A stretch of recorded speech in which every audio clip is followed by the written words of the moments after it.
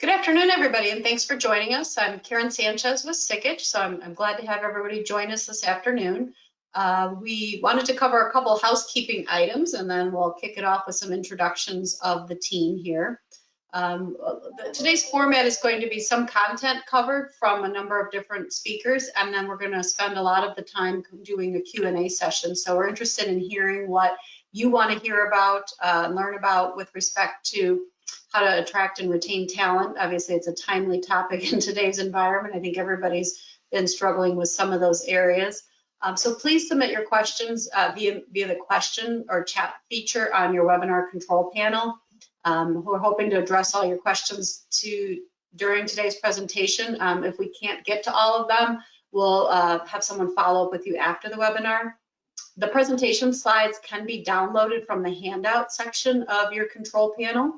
They're also going to be sent to you via email along with the recording after the presentation has concluded. In today's format, the way that we're doing this with a lot of Q&A, we won't be able to offer the CPE credit. However, we will be able to offer the HRCI credit for the webinar, and we'll be getting that information out to you guys shortly with regard to that area. Just a little bit of background on Sikich. If you're not familiar with us, we're a professional services firm that provides a wide range of services from not only your traditional accounting to technology and advisory services. We brought some of those advisory services to the panel today from the human capital management area, wealth management, and a number of other ones.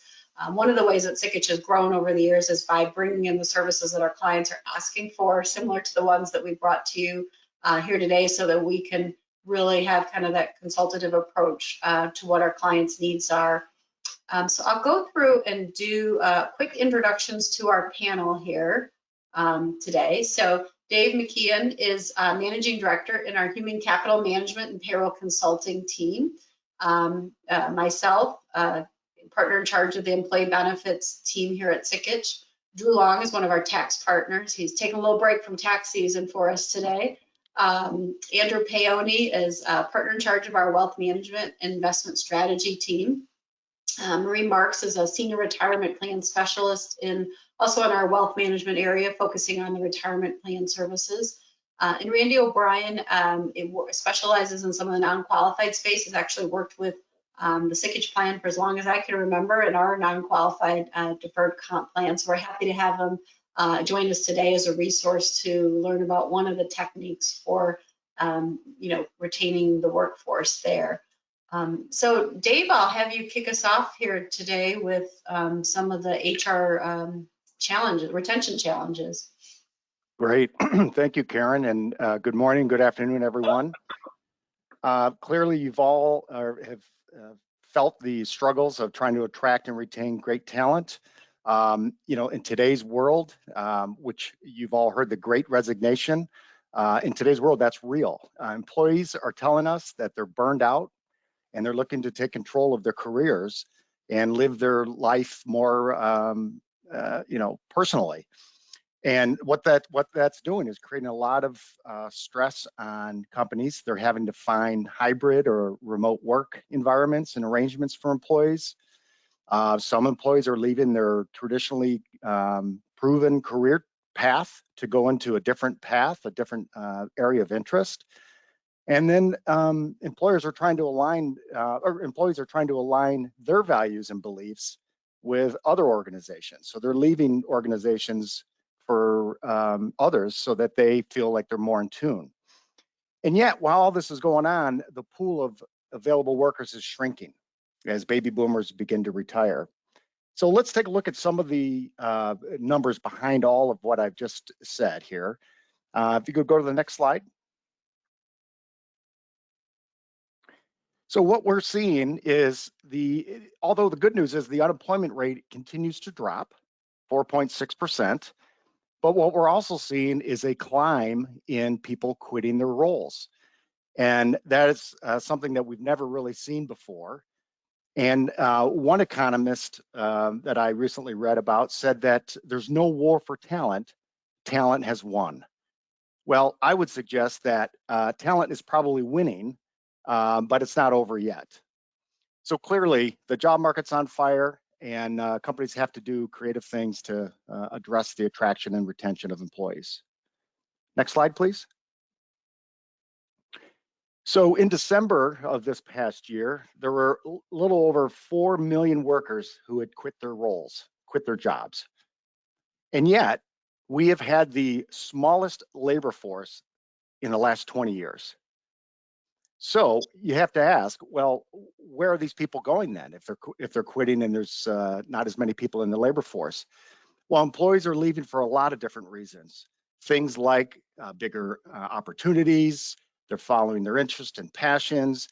And the things we hear most often is they're looking for more flexibility and more salary and benefits, better benefit plans for themselves. Next slide. So what are companies doing to retain their critical talent? First of all, reviewing compensation and benefit packages to ensure that they're competitive is absolutely critical. In fact, we've seen a significant increase from our clients looking for compensation benchmark studies to determine how competitive they are within their market and within their labor market. We've also seen strong interest in offering retention plans to keep those most critical employees, like time-based retention incentives and non-qualified deferred compensation programs, which we'll touch on here in a little bit. But companies are also becoming a lot more creative with their benefit plans to address the needs of their employees and to help them be more productive in their personal and their work life. And a couple examples of that is paid sabbaticals and paid executive or career coaches. There's a lot of different new creative ideas out there, but those two are a couple areas that we're seeing a nice uptick in. And in fact, as an example for paid sabbaticals, one company was offering a 5-week paid sabbatical. So this is in addition to their paid time off to go off and just do what they need to do as a human being. And they look at it as a benefit for both the organization as well as the employee. The employee gets to decompress, and the organization gets to have someone within the company step up to take those delegated responsibilities and grow their careers as well while that person's away. So clearly, organizations are really having to get much more creative in this very unique time. And with that, they are starting to compete for that war for talent, even when the numbers are against them. So, we would urge you to really stay very open to new ideas that really address your employees' genuine needs. Yeah. Karen, any questions come through? Yeah, we had a couple. So what can companies do to assess their market competitiveness with salaries and benefits? What would you recommend that they do on that topic? Sure. So a couple things. One is to really conduct a market-based salary study, like I had mentioned. That's something that we do for our clients, whereby we go out and we leverage different salary survey tools to then market price their salaries and their job ranges with the market. Or companies can partake in actual salary surveys themselves. And when they do that, when they're asked to do that and they contribute their data from their company, they actually will receive the salary results, the salary survey results. So they can, you can either decide to play and get the results, or you can decide to, purchase those through a firm like us. So when they participate in those salary surveys, besides just kind of seeing how they benchmark themselves in the market, what are the other benefits to participating in those salary surveys? Yeah, so a couple things. What it does is a lot of the surveys do also provide a broader view of total rewards. So they'll include things like incentives, both short-term and long-term, and for some executive positions, some other benefits like stock or options. And so what it does is it allows the organization to say, one, first, are we able to attract and retain the right talent? And when they, that'll help inform them on what their compensation philosophy should be. So we've actually had clients that have been on the higher end of the market, and yet that was not intended. So there was some solutions that they were able to go after to try to take control of the costs. And then, of course, others were finding that they were below market and needed to really make some adjustments within their salary structures and benefit structures to make that. So it's really, it not only helps retain, attract and retain people, it really helps the organization operate more effectively. Thanks. Another question that came in is, when employees go out and just look at, Glassdoor or some of those things, how accurate do you find some of that information is compared to sort of a more formal salary survey? Do you feel like that is getting an accurate pulse of things? What's your opinion on those? Not at all. So Okay. those surveys are all self-reported. Those are people who are going in and saying what their salaries are, et cetera. That is not reliable data. Salary survey data is actually surveys that are conducted by an organization through an organization and receiving the actual data from the payroll services or from the ledger of the organization. So by no stretch of the imagination, those self-reported online surveys are not good measures at all, unfortunately, because a lot of people use them. We had another question come in. With current inflation, how do you determine what the market should be? Is it better to wait until things settle down following COVID? Or, it's a moving target right now with trying to keep up with it. You do one round of reviews and raises, and before you know it, you're needing to do another one. So how do we strategize in the current market? Yeah, so we would recommend, do it if you haven't done it before, do it now. And then you can do it we would suggest every 2 years. Doesn't have to be every year, but every 2 years. And within the certain survey tools, you're allowed to what they call age the data. So you can actually put in some parameters to say, if we suspect that there's going to be an increase, let's say it's a COLA adjustment, et cetera, you can actually put that in the modeling tool to then say, okay, where would the new wages be? But I would definitely suggest, get something now. And it doesn't matter whether it's pre-COVID, during COVID, or post-COVID. Do it now, and then have a natural routine of doing it every couple of years. Great. Thanks, Dave. I think that's all the questions we had for you right now. We'll all be kind of bringing the full panel back at the end, so we may have some more questions for you there. But I'm going to turn it over to Marie Marks next to talk about some qualified retirement plans. Thanks. Thank you, Karen. So, to reiterate what Dave said, we're seeing the same thing. Candidates that are coming in are asking, what are your benefits? And in the past, we haven't seen people as looking at their retirement and thinking that is as important as it is now. And it's because of the new lifestyle people are trying to live. So now they want to make sure that they're growing their assets and having the nest egg that they need to retire in a fashionable way that they want to live at the same lifestyle. So how do you do that? One of the things is to use a qualified plan. There are several options you can do as a company to set up your qualified plans. We have what's called the defined contribution plans, and those are exactly what they say. They're contributions. They're defining the contribution amount you are making into the plan. They are very flexible. There's a lot of plan design strategies you can do as a company to make sure you're meeting your goals for your company as well as your participants. So in a 401k plan, you can put a contribution deferral amount, the salary deferral for the employees. They can contribute directly into the 401k plan. So it gives them a vehicle for their own savings account. And then you can add on it the profit sharing component. Inside the profit sharing, you can determine year to year, do I want to make a profit sharing contribution? We had a great year, we have the profits to do that. Maybe you didn't have a great year, and a lot of people through COVID, had to really struggle to keep the doors open. So in that situation, then you would obviously say, well, we're going to not do a contribution this year. But it gives you that full flexibility, again, which is really beneficial, especially in some of the markets we've recently been through.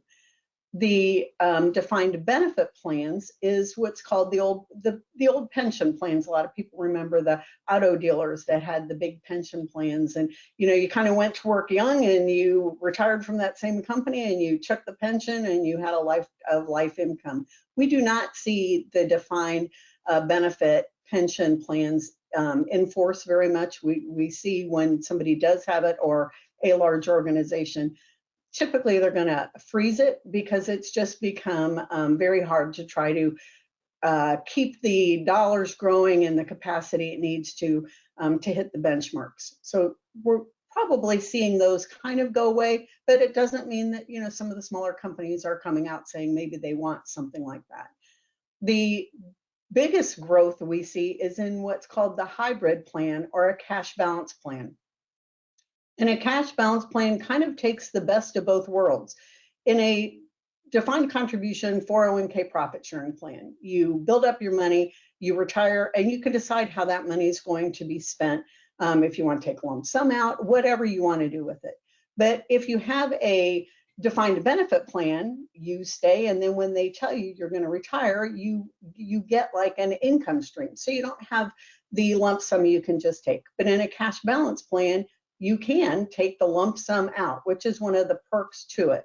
I'm going to go through the next slide if you switch it, and we're going to talk a little bit about the differences on how much you can save in each of these. Typically, we see a cash balance plan for the older owners. So typically around 50 is where somebody is saying they want to start saving inside the cash balance plan. If you were to do a 401k only, the contribution limit is $20,500 for 2022.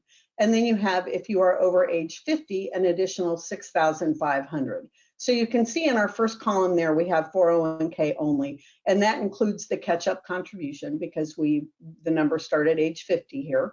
So you can contribute $27,000. If you lay over the profit sharing plan with the 401k, you can see that you can go up to $67,500 for 2022. So that's the maximum if you have a profit sharing 401k plan. But now let's look at what happens when we add the cash balance plan. 50 to 54, if you look at the cash balance amount, you'll see the $179,000. And you add that to the 401k profit sharing plan for a total of $246,000 that you can contribute into the plan. Much greater than what you can if you just had the 401k profit sharing plan. And you can see as you age, it goes up. So it is based on the age, the cash balance, that's how they figure out the contribution. So if you look at the 60 to 70-year-old, you can see you can make a contribution to $281,000 into the cash balance plan for a total of $348,500 into the plan. Now, when you look at these numbers, some people will say, well, a cash balance, do I have to put $179,000? If I'm 50 years old and I want to start this plan, do I have to contribute that much into the cash balance component? And you don't. You can pick the cash balance amount that you want, and you will set that in your plan document. So if you come in and were to consult with us, and we would look at everything in your company, we would look back the last several years to make sure that the income, and you have consistent income, because a cash balance plan is something you set up for 3 to 5 years. You do not want to just go in and think you're going to set it up for a year and then stop contributing. So it's a little bit different than the profit sharing, where we talked about it's discretionary year to year. And in that scenario, we would sit and look at it and say, well, you know, what funding levels do you think? And you might say, well, I want to do 100,000. Then we would run those numbers, and you know, in that scenario, it'd be 167,500 that you would be contributing. So, Andrew, or do we have any questions coming in? Yeah, one question was, how does somebody figure out what the best option is for them? Like when they're looking at 401k with profit sharing, cash balance, how do people determine what's going to work for them? That's an excellent question, because when you go to talk to somebody about your 401k, there is no cookie cutter answer. A lot of people will say, oh, well, just everybody does this kind of plan. It really is based on the company. For instance, you may have a situation where you have employees that you're really trying to get them to save for retirement. So in that scenario, you might want to have a match, and you might want to have a stretch match, which would be like, let's say 12 cents on the dollar up to 10%. So the people have to put 10% in to get the full match, which really isn't that much, you know, when you add it all together. So you really need to sit down with somebody, give them the details of your company, your goals, what you really want your plan to achieve. And then from there, you can pick and choose and kind of structure the plan that's going to best fit your needs. What if somebody has a 401k that they've had for a long time, they like their advisor, but they're just looking at trying to figure out the fees or what their plan options are or the employee education, or like, what do you, like even on the investment funds, what do you do in that kind of circumstance when you're just reviewing a plan? So when you're reviewing a plan, the biggest thing is to, again, it comes back to what are the goals of the plan. So if you already have a plan and you think it is doing what you want, but maybe there's a couple things you're just not quite sure. For instance, let's say you have a lot of turnover now, and you're looking at, well, my eligibility is immediate. People that I hire them, they come into the plan right away. They get this money, then they leave in 3 months, and it really is, from the administrative standpoint, it's really causing a problem. Then, we can be engaged with you and look at that scenario and say, well, let's talk about the plan. That's a plan design. So maybe you want to change your eligibility to 6 months coming in versus immediate. So really it has to be, what are you facing? What are you trying to fix? And then we can help and make sure that, yes, that's the best solution. Taking it further, Andrew mentioned the investments and stuff. So we can help you analyze your investment platform. We can help you analyze your cost. Look at, does it make sense to what you're currently paying, or do you need to make some changes? Yeah, I had a couple more questions here. So with the cash balance plans, the employee contributes and not the employer, correct? That's a question from the audience. Yes, the cash balance is employer contribution, correct? Employer, not employee, right? That is correct. Yeah. It is employer dollars. And it can be, so a cash balance, some people will say, well, we have 6 executives, and we want the executives to decide how much they want to contribute from their own income for the cash balance. You can actually do that. You can carve it out and say, here's the people we really want to target. But inside a cash balance plan, it will cover all the employees. So when you add the 401k profit sharing to it, you use those dollars to offset what the contribution would be that you have to make for you to make the maximum cash balance. And then you kind of look at all that. And then you also have flexibility. If you have a bad year and you can't fund your cash balance plan, really what you're going to do is kind of use the 401k and the profit sharing as your targets or your flexible amounts in that funding year. Yeah, one more question. Good, thanks. One question we have too on the contribution limits, on the employee limits. Are these employee contribution limits, employer limits, or both? Like when you're looking at 401k with profit sharing? It is both. So the 401k only is if the employee's just doing all the money, that's what can go in. But if they do the 401k and profit sharing, and the employee's doing the 27,000, then the company can only do the balance up to the 67.5. So it is a combination of both. That's correct. And the last question, are people too late to start planning and make a profit sharing contribution for last year, or can they still do it for 2021? So that is one of the things that is the best part of the Secure Act, which people might remember was recently passed. You probably heard a lot of things of the Secure Act and was it going to pass and what was it going to do.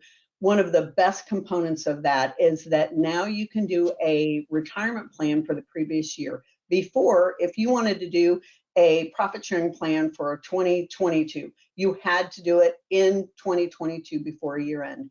But now you could actually look back the year. So anyone for 2021 that wants to make a cash balance or profit sharing contributions and set up a plan, you absolutely can do it.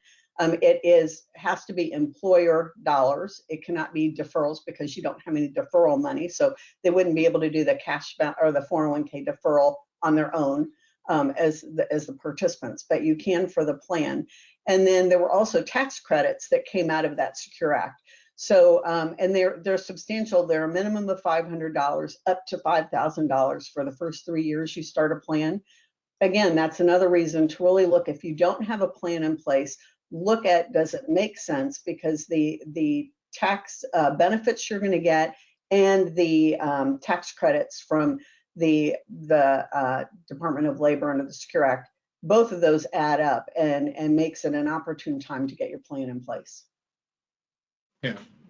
One more thing here too. So I think Karen wanted to clarify, you don't always have to give a cash balance contribution to all employees, depending on the demographics.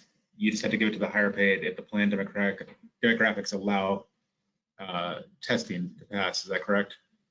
You have to give a percentage of contribution to the employees in some form or fashion. So you can't carve yourself out for the cash balance and give them nothing. But typically you can, when you run the analysis, the contributions can be made for them typically in the 401k and profit sharing plan. It does not have to go into the cash balance, but all the numbers equate so that you can make the cash balance contribution. In other words, you can't, Andrew, if you came and said, I'm gonna do a cash balance, you have 10 employees, you can't have the cash balance without giving them something in the other plans to compensate for that. And sometimes you have 1 or 2 people that might have to also be under the cash balance with a very small percentage to make the numbers work. Awesome. Well, thank you, Marie. I know a lot of people know about 401ks and sometimes profit sharing, but not as familiar with the cash balance plan. And like cash balance plans, I think people aren't familiar with non-qualified deferred comp plans. So we invited Randy O'Brien to talk about that. He does a lot with non-qualified deferred comp, and we've worked together before. And so probably the first question I have for Randy is, how would business owners or high income earners determine when to look at the non-qualified deferred comp option? Sure, Andrew, and thank you for having me. You know, I'll probably open and close with this, but it's really about the math. It's the math of the driving goal of the human capital or the human resource, and then the retention benefits, not just about retention benefits, but exactly who they're pointed to. Combined with the importance of controlling the overhead expense, or all aspects of a plan that in most cases starts with the ownership or professional or personal need that then can be extended to an objective of a plan. You know, as Maria mentioned, and we confirm, you know, we're big believers in maximizing your qualified plan contributions, frankly, until the math doesn't work. And when the math doesn't work, and what I mean by the math doesn't work, is that if I'm a business owner, like many of the people on the call that are seeking deduction, but at the end of the day, I'm getting something less than the net cost of that, or the net gain of that deduction to either myself, my family, or a direct group of key people.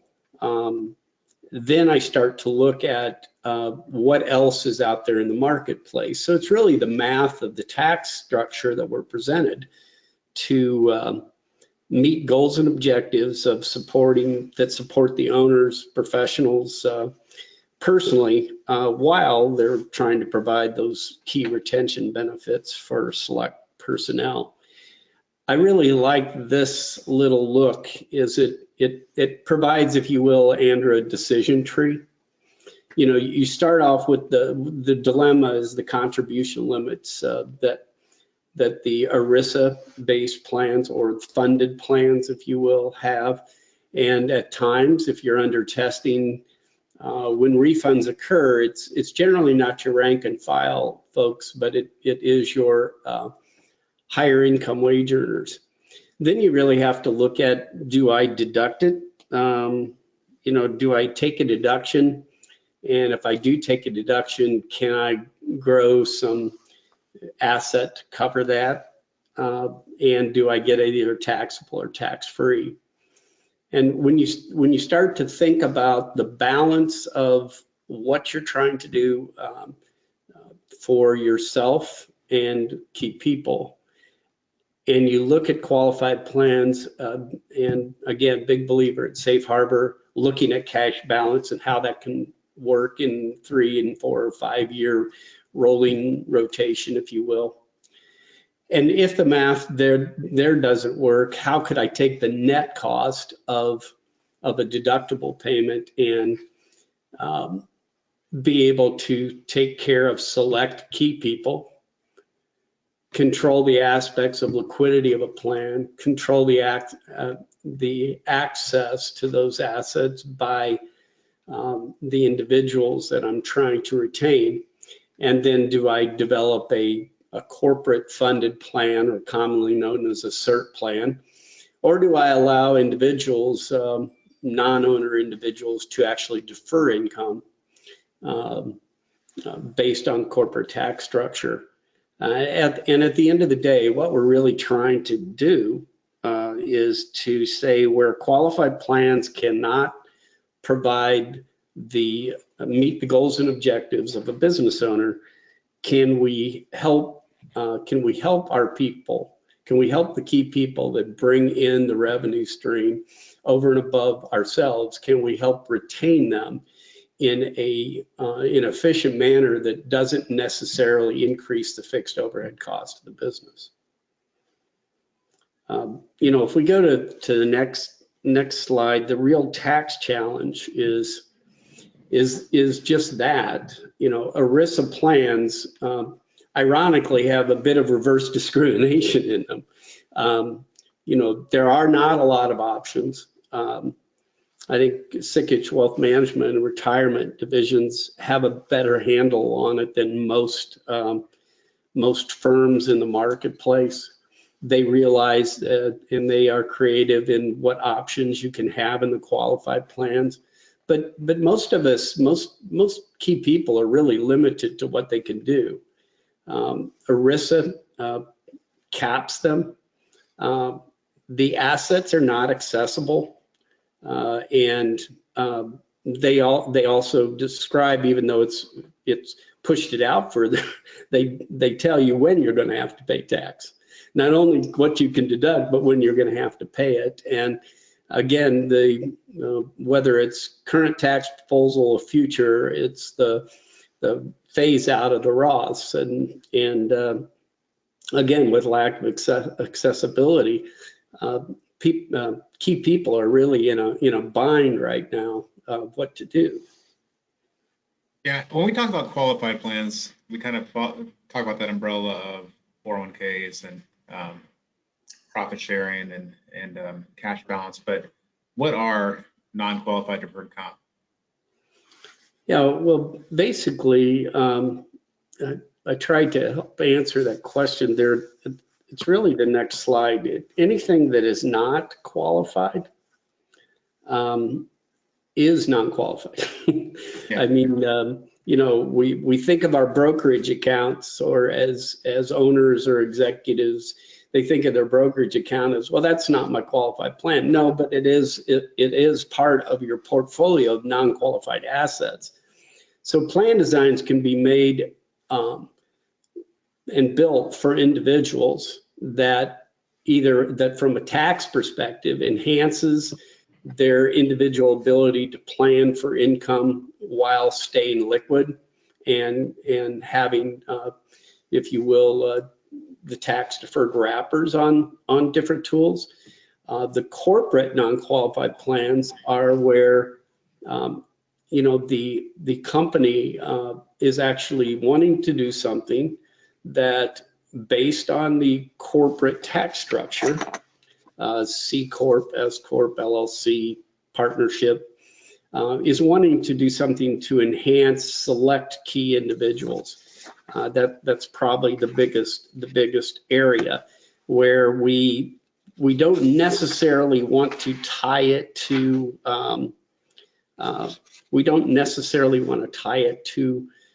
anything but the growth and the profit objectives of a company before a company would have to make a retention contribution, if you will. And these aren't fixed dollar contributions at this point. They're just awards that are given,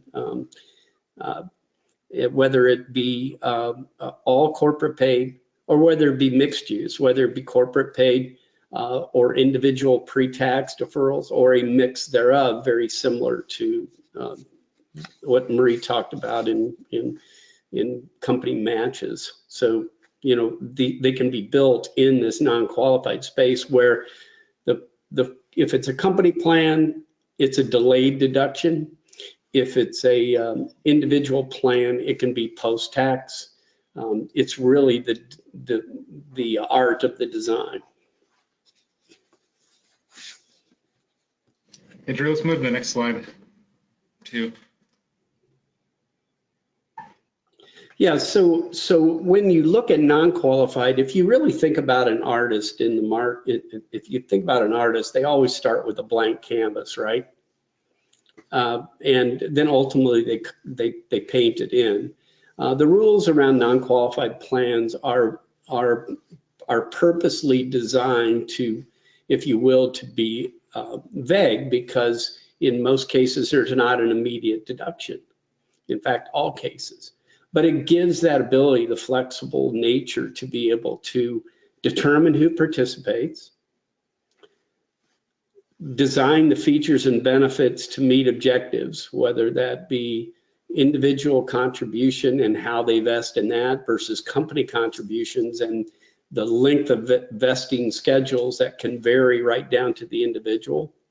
That creates those goals, and then determine the asset if anything wants to be done in there, in that space.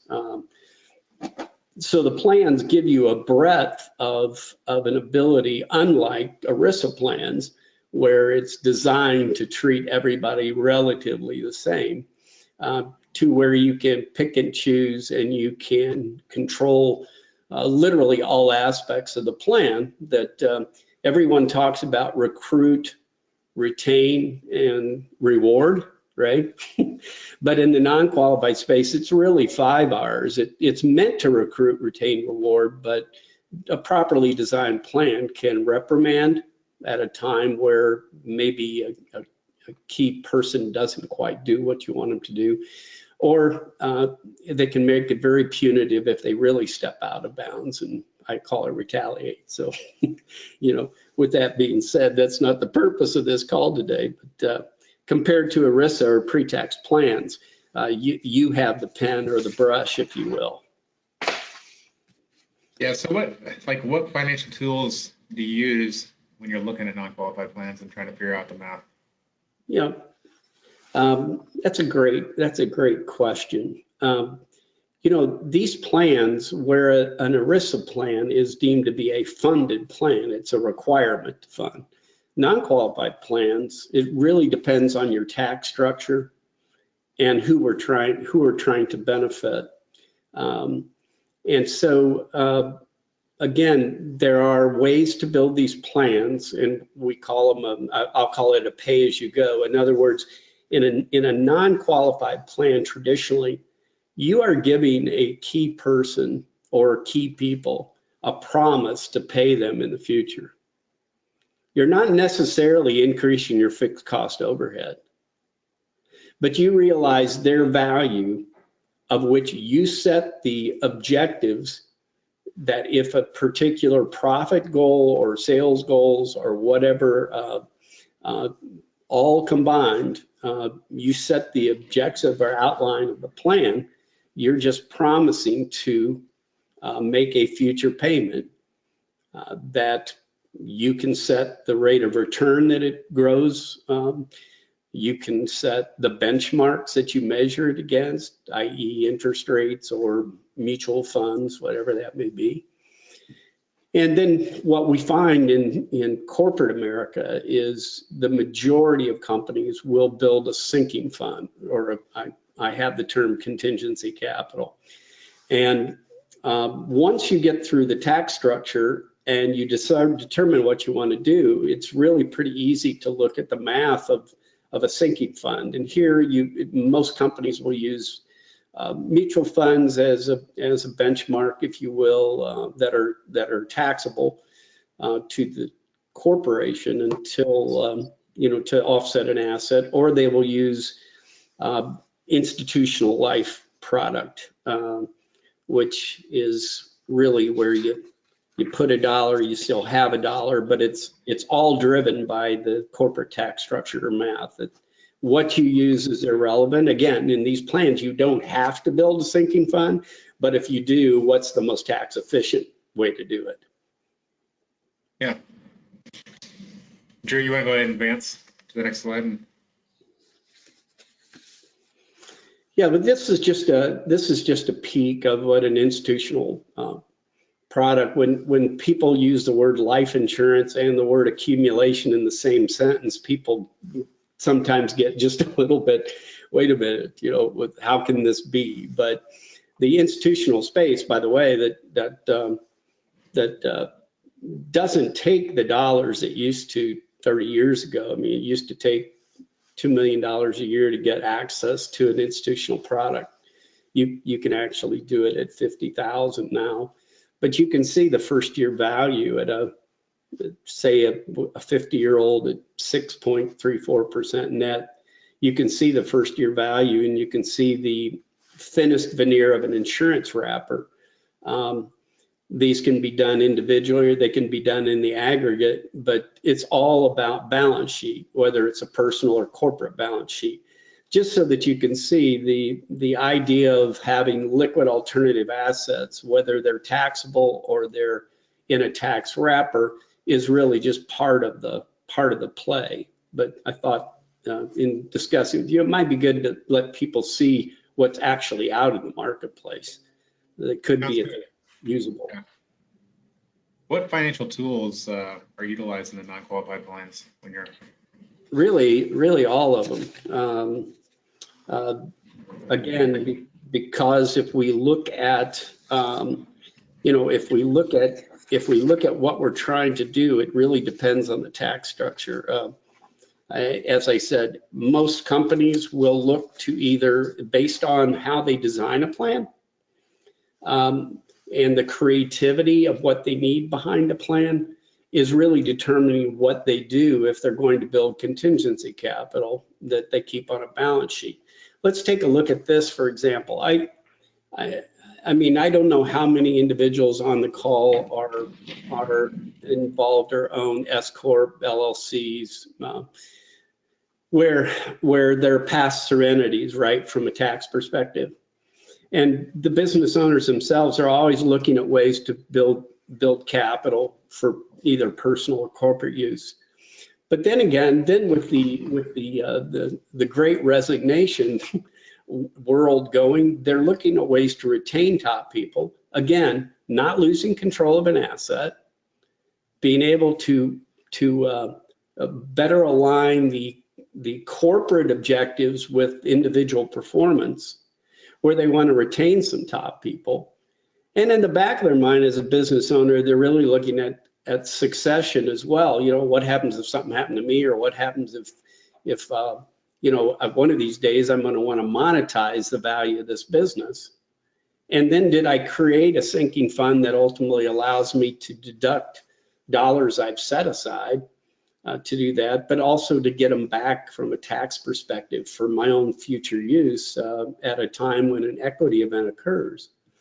And so, again, we try to bring all of these parts, whatever an individual would want to do, whether it's accumulation retention only for select key people, or there's an element of the individual need along with the key people need, or do we have other protections that we need, protections or hedges that we need to provide?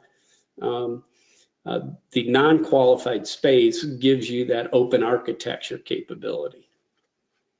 So what's the final term then for any plan design, Randy? Yeah, really, it's as I started with math, right? It's the next slide. It's all about the math. In the space of recruit and retain and reward, it's all about the math tied to what the objectives are, what the individual company or ownership's position is, and how you are trying to most efficiently finance a positive outcome without an asset loss or control of loss of asset, because we know volatility in the marketplace.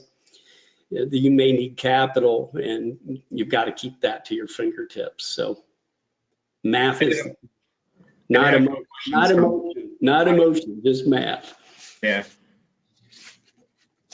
We did have a couple questions come in. So any specific benefits or detriments on non-qualified plans of an organization's a nonprofit? Nonprofits are always, they tend to be a challenge, but there are ways to build non-qualified benefits in nonprofit firms. We do several of them of how to retain top people and not make it a income issue. There are a couple of nice tools that can be utilized in various plan designs, because the nonprofits struggle most with the minute someone's vested, they owe the tax. And so how do you design a plan where it is not viewed by the service as a vested benefit, if you will. It's risk of forfeiture always, but it's doable. Awesome. We have a couple more questions here. I think there's another one just in regards to nonprofits, but I think you pretty much answered that one. With low interest rates, where you have a 5% hurdle, it's almost impossible to beat with the PBGC premiums are skyrocketing for cash balance plans. Why would a company choose a cash balance over a non-qualified plan? This may actually be a little bit Marie too. Yeah, it sounds like it might be Marie. Well, the biggest thing is you have to look at the analysis of both plans. So if you do have a lot of employees and you are meeting the PBGC premiums, those can be very costly. So you'd have to run an analysis, put it in there and say, let's look at what a cash balance plan is going to cost us, total cost, not just the funding vehicle of it. And then the 5% hurdle, actually, our wealth management team works with, all of us work together on meeting those needs. So the 5% hurdle, actually, we don't use just interest rates. You're absolutely correct. If you were out there just trying to find a 5% rate of return, that could be very difficult in today's market. But we actually use quality investments, stocks and stuff to also offset that 5%. The two of the biggest things, so the 5% for those that are not familiar with a cash balance plan, it is called the assumed interest rate. Remember, in a cash balance plan, we are trying to get an amount at retirement. We're trying to target what amount are we going to get at a specified interest rate to get there. That's why you have like a 5% interest rate. A lot of people will come in and say, if I invest, I could get a lot more than 5%. That's correct. But when you take into consideration the amount you can do in a pre-tax form and have it grow tax-free with all the tax benefits, it makes a little bit of a difference of how you're making that investment and why that 5% is key. But we use a lot of investments to get there. So right now, the 5% has not been hard. But you are absolutely correct in analyzing both factors and saying, here's what my total cost is in a cash balance plan. Does this make sense? Here's what my non-qualified would be in the same type of scenario. Does that one make sense? I hope that answers your question, but if not, put it back in the chat and I can address it again with you personally later. Well, the nice thing with Sikich is we have a team of CPAs. I'm on the wealth management side, Marie's on the 401k qualified plan side, Karen's on the TPA side, and so a lot of times we'll work with the CPAs and consult and review and see if it makes sense for a cash balance plan, work with the actuary. We've actually managed the portfolios where we may use mutual funds or ETFs to build a balanced portfolio with some stocks and some fixed income to reach that target rate. Because if you go over it, then the next year you don't have to put money in, and if you go under it, then you have to put more money in. And so we don't want that. So we work on and target that rate, and we've been pretty good at doing that. Is there anything else you wanted to bring up on like plan design in regards to what hey, Randy was talking about, Marie?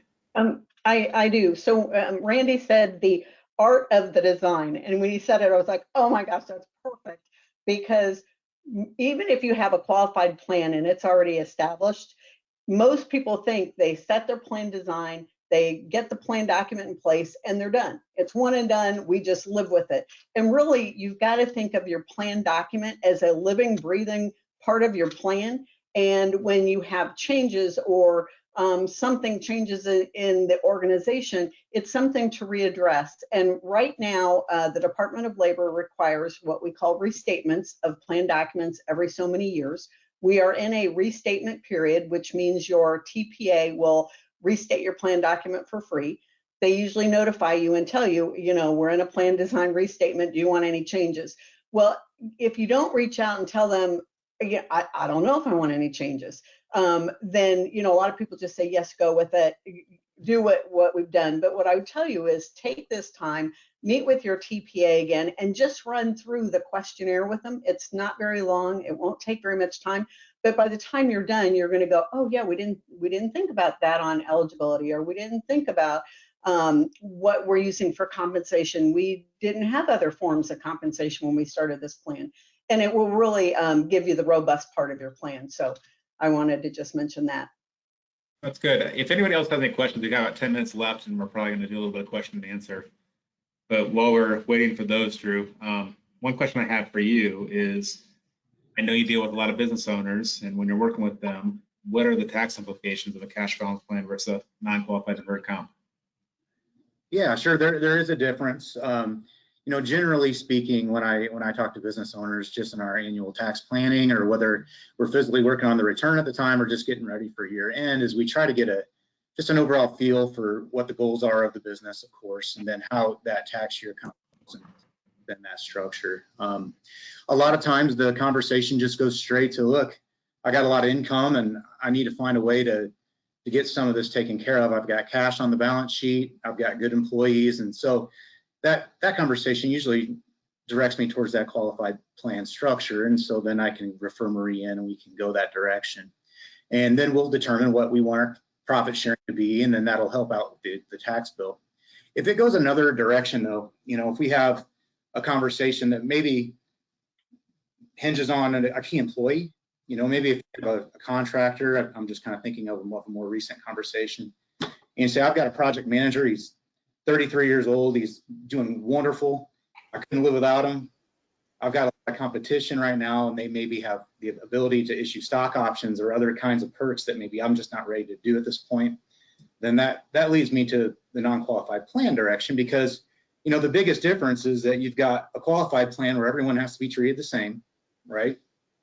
But then with the non-qualified, that allows you to tailor it, to certain people, and also leave the door open into maybe letting other people in that plan as well at the same time. So hopefully that answers your question. From the tax side of things, a non-qualified plan it's deducted basically when you make the contribution. There's some exceptions. You can make a contribution after the end of the year and you can still accrue that. But for the most part, you've got to do an immediate cash outlay or a cash outlay in the foreseeable future. With a non-qualified, it depends on the vesting of the plan.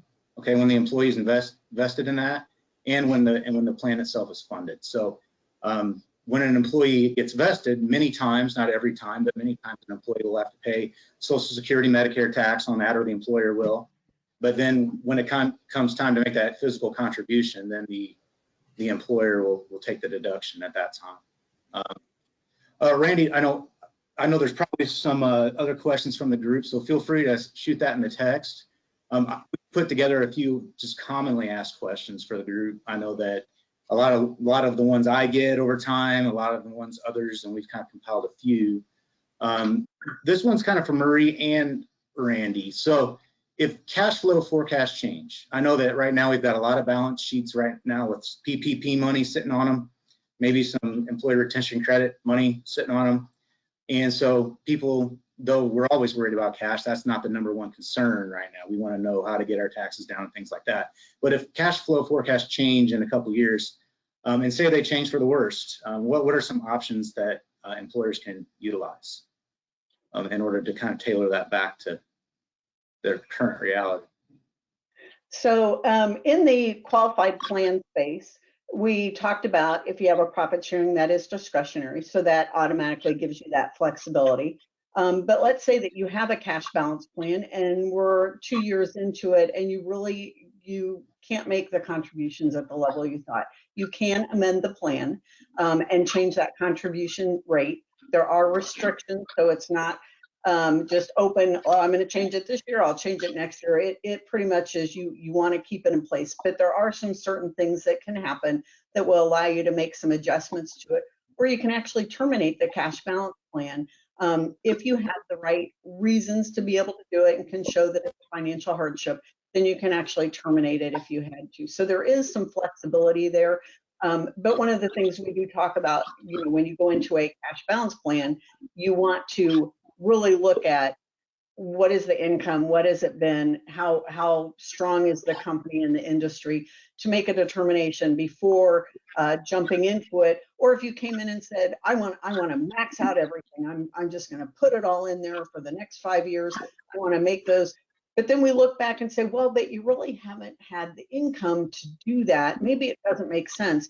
We're going to help, walk you through that and say, maybe if we fund it at X amount, a level is going to make more sense, so that you don't put yourself in a situation like that. We try to pre-plan in that scenario. But I'll turn it over to you, Randy, and for the comments on the non-qualified. Sure. In the non-qualified space, it's if it's corporate contributions, which we call awards, because again, remember, all non-qualified plans are unfunded plans. They're deemed to be funded, but the reality is that's a year-to-year decision. Plans don't have to be, it just gives more latitude. There is no really it being a year-to-year. That year-to-year can be allowing individual deferral into a 401k lookalike, or it can be corporate awards, and so they can be dialed back or dialed up based on the financial change. Again, because we're not dealing with an immediate deduction, right? We're dealing with non-ERISA plans. It would make sense. There's more flexibility. Sure. Can employees take loans from those plans, Randy? Loans is a funny thing. Again, these are deemed to be unfunded. So the real answer is no. They can make different changes, but I'll just leave it at that. Where a K plan, you can actually take a loan from in the process, or 401k. In the non-qual, what I've seen more business owners do is just provide an individual loan to a person, and then they utilize the future potential payment as the way to offset that or call it back. So technically, yeah, there is not a loan. Or I want to borrow money, I just call Randy. So yeah, that's right. There you go, Andrew. What about creditors? If we have an employee maybe going through a tough time, maybe a divorce is occurring, or we've got a bankruptcy that's possibly out there. Are these plans, since they're unfunded, subject to the bankruptcy courts and things like that, or how's that work? Well, I'll speak to the non-qualified, and then I'll pass it back to Marie this time. In the non-qualified space, the reason why individuals are able to participate, whether it's with their own pre-tax deferrals or it's company awards, is that and they don't have to take it as income, is that they're subject to what they call a substantial risk of forfeiture. And that forfeiture is there is not the creditor protection that their ERISA or qualified plans provide. And Marie, you can add to that. That is correct. A qualified plan is protected from creditors. It's one of the few things that is. The cash balance is a great place to put funds if you are in a situation where you have the means to be able to put some money away, but you're somewhat concerned of, creditors down the road may be coming after some of your assets. Then, once it's in there, it's protected. Now, in a divorce scenario, that's a little different. It will be attached usually in the divorce decree somewhere. You may or may not have to take the funds out depending on what the divorce decree states. So that in a divorce, it's not protected, but from creditors, any qualified plan is protected. Right. Well, thank you. Appreciate that. Looks like we are right heading against the end of our time. So Maria, I'll let you close us out. Really appreciate it. Perfect. Thank you. Thanks everyone for attending this event today. We hope it was really helpful. We know that you are all facing a lot of situations right now with, trying to get key talent, trying to attract it, trying to retain it. We're here to help you. So with any questions you have, please don't hesitate to reach out to us. And there will be a survey coming up shortly as soon as we're done. So please make sure you stay on and complete that survey for us. If you asked a question and we didn't address it, we will reach out to you personally to be able to answer those for you. And with that, this concludes the attracting and retaining top talent in a tight labor market. And please stay on for the pop-up survey. Thank you. Thanks. Bye now. Thank you. Thanks, everybody. Thank you.